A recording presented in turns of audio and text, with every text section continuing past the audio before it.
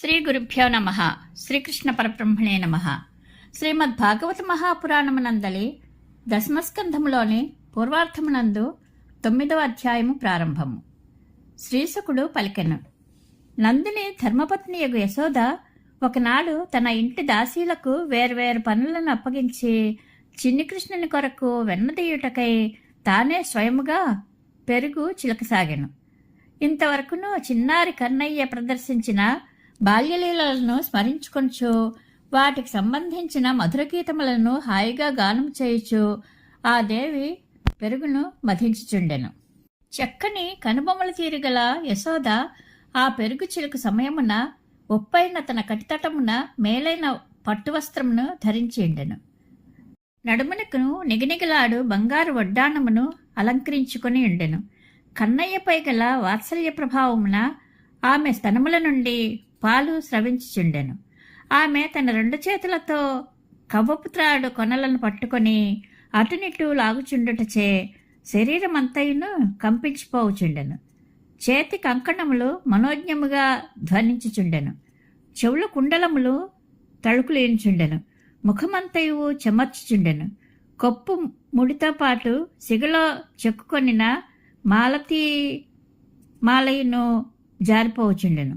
ఇంతలో స్తన్యము గ్రహులటకై కృష్ణస్వామి పెరుగు చిలుకుచున్న ఆ తల్లి వద్దకు వచ్చెను. పిదప ఆ ప్రభువు ఆమెలో మురిపములను నింపుచూ కవ్వము పట్టుకొని పెరుగు చిలుకుటకు అడ్డు వచ్చెను. అంతటా ఆ తల్లి తన చిన్నారిని ఒడిలోనికి తీసుకుని మమకారముతో పెళ్ళుబుకుచున్న స్తన్యమునిచ్చుచు ఆ కన్నయ్య చిరునవ్వులను గాంచి మురిసిపోవచుండెను. ఇంతలో పొయ్యి మీదనున్న పాలు పొంగిపోవచుండట గాంచి ఆ యశోదమ్మ తన బుజ్జికృష్ణుడు పాలు త్రాగుచుండగానే మధ్యలోనే అతనిని క్రిందికి దింపెను. వెంటనే పాల పొంగును చల్లార్చుటకై త్వరగా వంట ఇంటిలోనికి వెళ్ళెను. ఆ విధముగా తల్లి వెళ్ళిపోవుటతో అలుకబోనిన చిలిపి కృష్ణుడు వణుకుచున్న తన పెదవులను దంతములతో అదుముచు దొంగ ఏడుపుతో కన్నీరు కార్చుచు పెరుగుతో కూడి ఉన్న కుండను మనదేలిన రాతితో పగులగొట్టెను. అంతేగాక ఆ కుండలోని వెన్నను తీసుకొని ప్రక్క గదిలోనికి వెళ్ళి తినసాగిను. యశోదమ్మ పాలకుండను పొయ్యి మీద నుండి క్రిందికి దింపి పెరుగు చిలికెడి ప్రదేశమునకు తిరిగి వచ్చెను. పిమ్మట ఆమె పగిలిపోయి ఉన్న పెరుగు కుండను చూచెను. ఇది అంతయును తన కొడుకు చేసిన నిర్వాకమే అని గ్రహించి అతడు అక్కడ కనబడకపోవటచే ఆమె తనలో తాను నవ్వుకొనెను. అప్పుడు శ్రీకృష్ణుడు బోర్లింపబడి ఉన్న రోటి మీదకి ఎక్కి ఉట్టిపై గల కుండలోని వెన్నను తీసుకొని తన తోడివారికిని కోతులకును పిల్లులకును తినిపించసాగెను. అప్పుడు అతడు తాను వెన్నను దొంగిలించిన విషయము తన తల్లికి తెలియనేమో అని శంకించుచు భీతితో నలువైపులా చూడసాగెను. అది గమనించి యశోదాదేవి వెనుకవైపు నుండి మెల్లగా తన సుతుని వద్దకు వచ్చెను.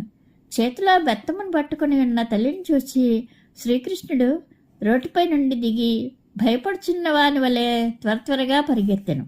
అప్పుడు ఆ యశోదమ్మ అతనిని వెంబడించినను అతడు ఆమెకు చిక్కలేదు. తపస్సమాధిలోనున్న యోగేశ్వరుల మనస్సులకును అందని ఆ మహాత్ముడు ఆమెకు చిక్కునా? సొగసైన నడుముగల ఆ తల్లి త్వరగా తన సుతుని అనుసరించుచుండుట వలన అలసటచే ఆమె యొక్క గమన వేగము తగ్గిపోయాను. ఆ తొందరలో కొప్పుముడి సడలిపోవుటచే తలలో పెట్టుకొనిన పువ్వులన్నీను రాలిపోయాను. ఎట్టకేలకు ఆమె అతనిని పట్టుకొనగలిగెను. తన దుడుకు కొడుకును పట్టుకొనిన పిదప ఆమె భయపెట్టుచు అతనిని దండించుటకై చేతిని పైకెత్తెను. అపరాధము నర్చిన ఆ బాలుడు పైగా ఏడ్చుచు తన చిట్టి చేతులతో కనులను నిలుముకొనసాగెను. అంతటా కనులకు గల కాటుక ముఖమంతయు వ్యాపించెను. అతడు భయముతో వణికిపోవచ్చు బిత్తర చూపులతో వీక్షింపసాగెను. పిమ్మట ఆ యశోదామాత కుమారునిపై గల మమకారముతో తన చిన్నారి నిజముగానే భయపడుచున్నట్లు భావించి చేతిలోని బెత్తమును పారవేశెను. ఆ దివ్య శిశువు ప్రభావములు ఎరుగనిది ఒకటచే ఆ తల్లి మరలా అతడు అల్లరి పనులకు దిగుకుండుటకై సామాన్యుని వలె అతనిని త్రాడుతో కట్టివేయదలచెను. ఆ దివ్యప్రభువు సర్వవ్యాపకుడు కనుక ఆయనకు బహిరంతరములు లేవు.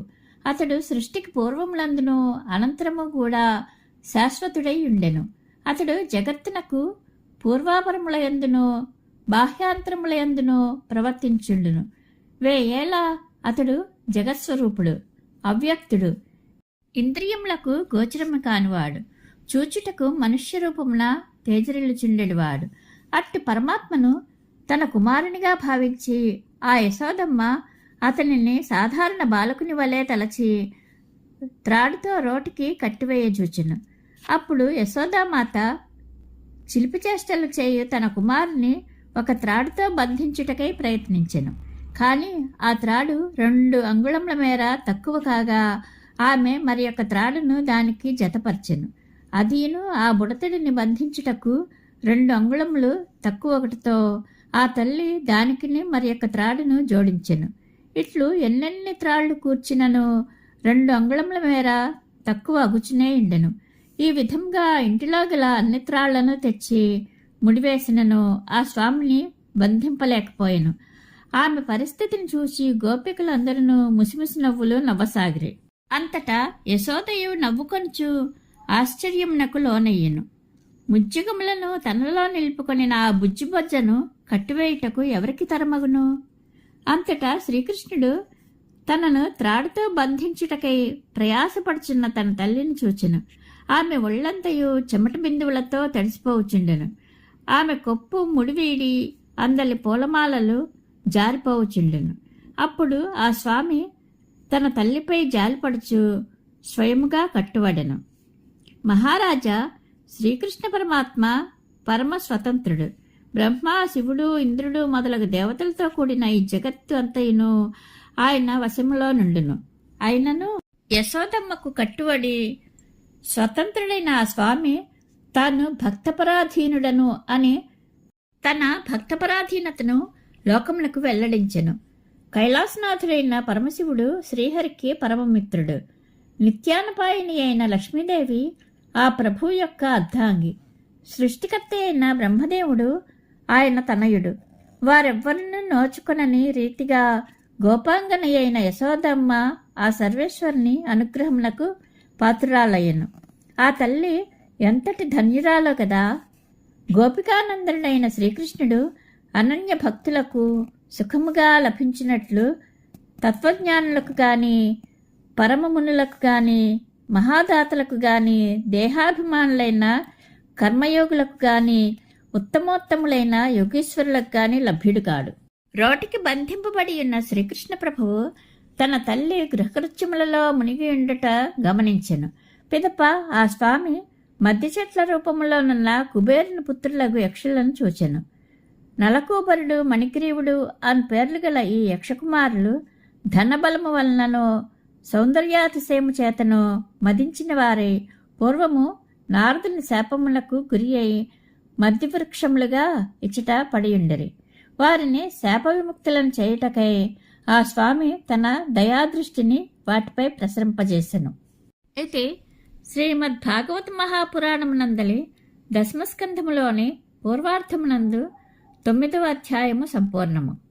శ్రీకృష్ణానుగ్రహ ప్రాప్తిరస్తు. శుభం భూయాత్.